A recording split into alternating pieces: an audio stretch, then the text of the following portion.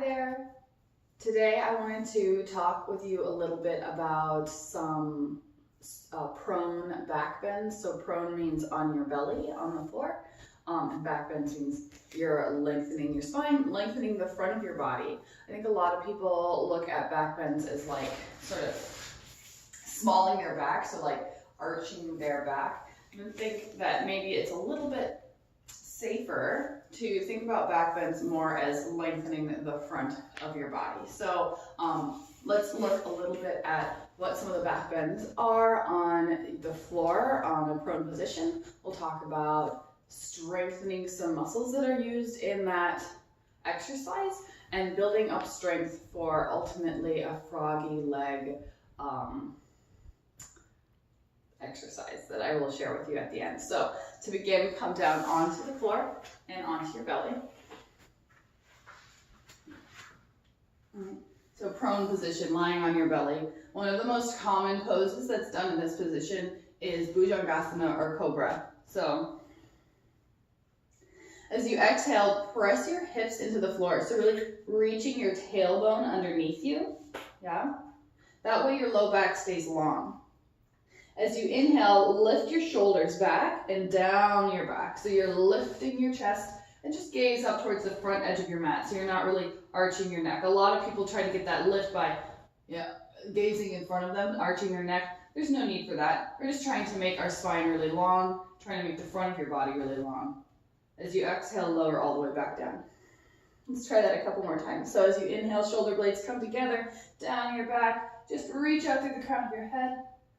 Exhale, release.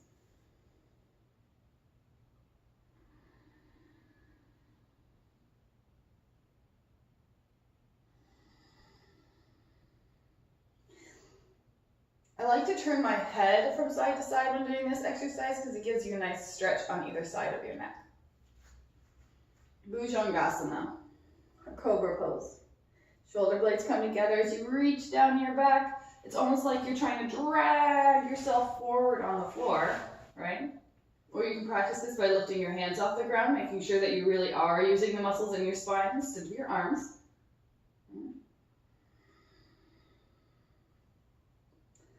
Bhujangasana.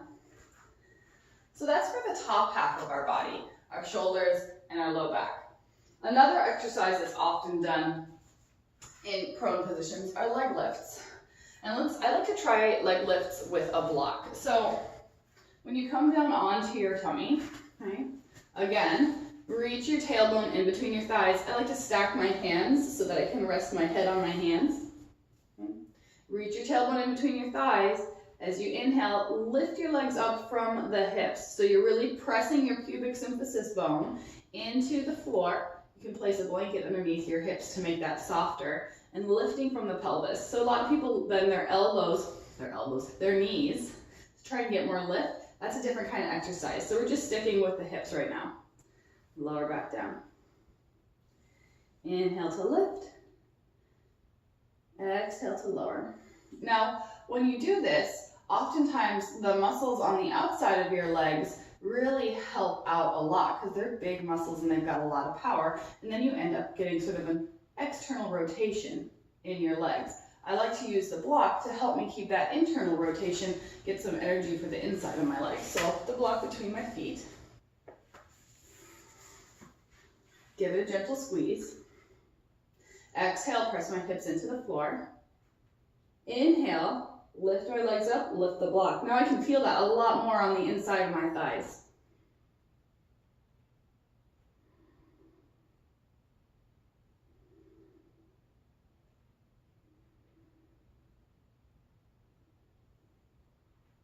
You can do that a couple of times. Doesn't matter how high you lift the block, so long as you feel the energy in the back of your legs and the inside of your thighs.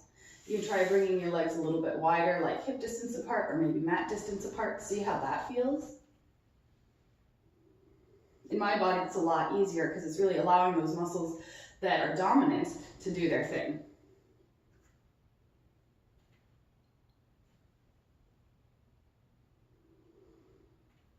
You can try bringing your legs really, really wide and doing a couple like that. So this can be really challenging because it's asking a lot out of your glute muscles. So Exhale, press your hips into the floor. Inhale, lift. Woo.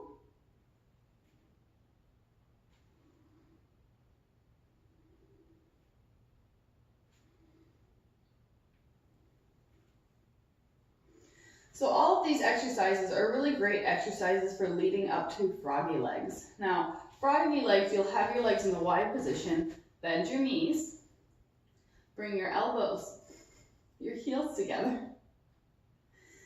And then as you exhale, press your hips into the floor as per usual. Inhale, lift your knees off the ground. You're gonna keep your legs lifted as you exhale and squeeze your thighs together, right? Inhale, your knees come wide. Exhale, squeeze your thighs together. You can practice this with your head on the ground. Or you can do that Bhujangasana, shoulders lifted.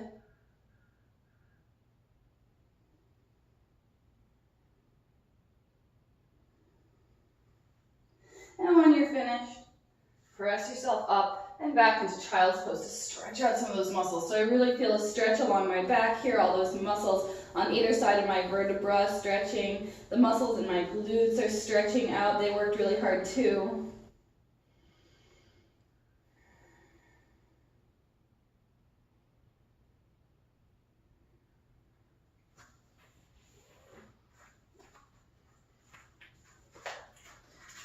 So Bhujangasana or Cobra Pose is a really great exercise for building strength in your shoulders and opening up the front of your body. I really like that exercise preceding lots of weight-bearing poses, like lots of hands and knees poses, or any kind of plank or downward facing dog.